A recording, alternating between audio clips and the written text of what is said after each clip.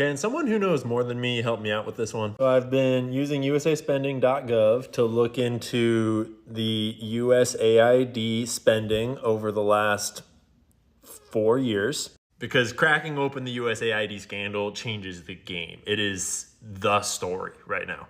And Americans are learning about all kinds of crazy government programs that we've been funding. But we're also learning about all kinds of organizations and NGOs and nonprofits that we didn't know we didn't even know existed. Okay, disregard the filter that TikTok just put on me for the last like 10 clips.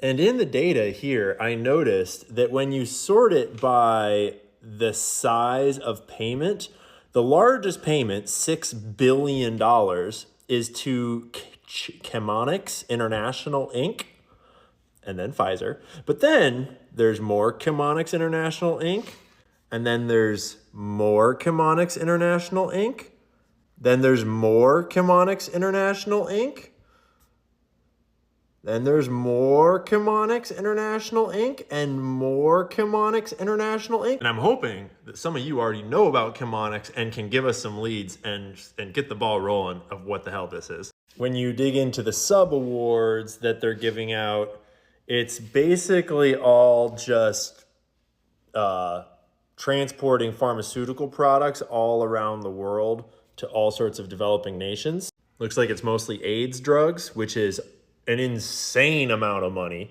Side note, can anyone describe to me why the AIDS epidemic is such a problem in Africa? Like, are they all doing heroin? Are they all having butt sex? Why is AIDS everywhere in Africa? Is it just from poor sanitation? Or is it possible that we're not being told the whole story about the AIDS epidemic? Because, what? But anyways, Chemonics International has earned $1.8 billion just in the last 12 months. But in all fiscal years, it looks like $17.3 billion.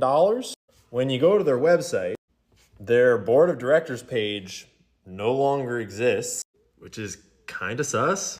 But when you plug it into archive.org, you can get access to their board of directors as of 2024. And they don't seem like crazy sus. They seem kind of like nobodies, with a few exceptions that have worked in like big tech and big medicine and big supply chain kind of stuff.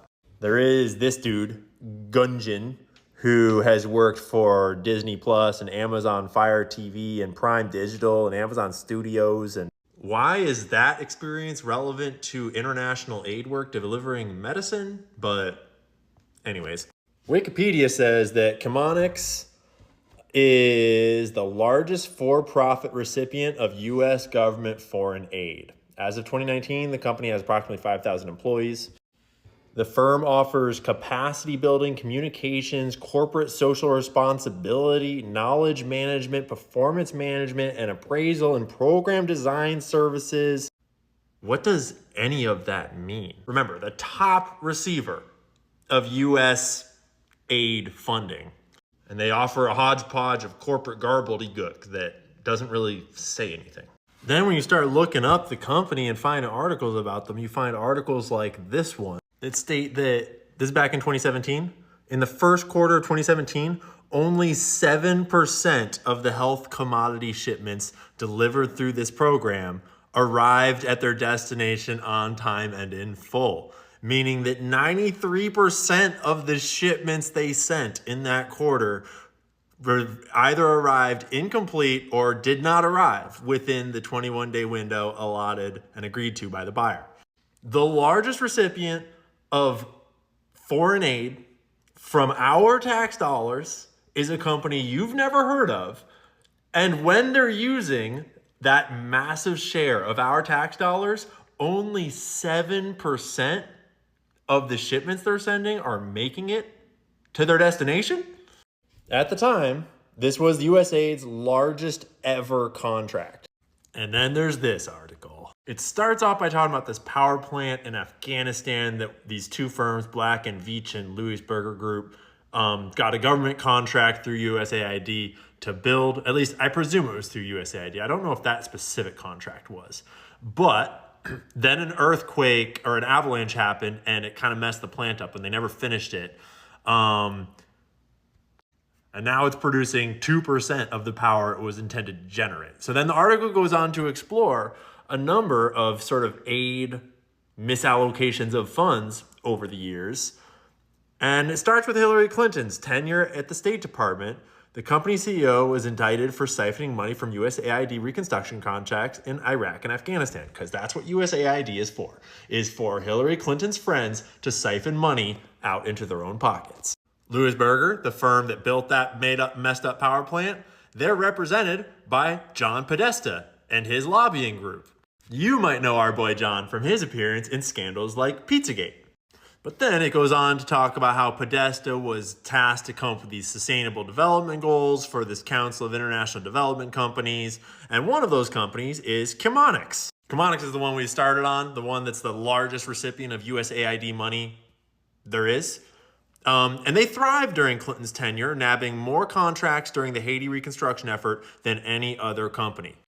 Funny, Cheryl Mills, Clinton's then chief of staff, was the point person, Politico reported. So USAID propaganda outlet reporting on USAID grifters about USAID programs that aren't, none of it is doing what we're told it was doing. If you don't know about Laura Silsby and the Haitian children trafficking scandal that erupted, that the Clintons and Cheryl Mills and Bill were all clearly involved in, like literally a trafficking ring got exposed, then it turned up in the Clinton emails that they were funded by and consulted by the Clintons.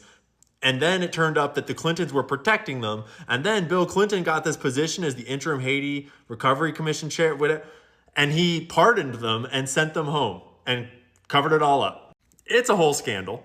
But despite Chemonics' scandals in Haiti, it continued to win lucrative USAID contracts in 2011 in Afghanistan. The project was intended to create 300,000 jobs. By 2013, after 2 years, it had only created 2,458 jobs. In May 2009, it won a $90 million contract to grow exports and employment in the Pakistani economy. The USAID Inspector General found no measurable increase in sales or employment after the first 2 years of the project. So can someone please help me out? This is the largest recipient of USAID funding, apparently, and they're ineffective. They're embroiled in scandals. I didn't even go into the one in Afghanistan where they were bribing the Taliban in order to not attack their shit. Literally, they were giving our taxpayer dollars to the Taliban. This company was, Chemonics, of their own volition. They were giving money to the Taliban basically as a protection racket. And I know it's not as funny as like trans operas, but every direction you look in this USAID scandal, you're finding wasted money, crime, cover-ups, intelligence networks, bureaucracy, grifting. It's so fucked up. If it's not apparent to you by now, this is the deep state. And it's been being built over the last 20 years, ever since Bill Clinton's time and even before, out of these proxy companies, these non-government organizations, these charitable organizations, all these shadow kind of organizations that you don't know about, that we don't elect, that are some of them private, some of them public, all of them in the shadows, just wheeling and dealing billions and billions and billions of dollars of taxpayer money that just goes into the black box of aid and then is never heard from again. If anyone else has any dirt on this Chemonics company, I would love to hear it.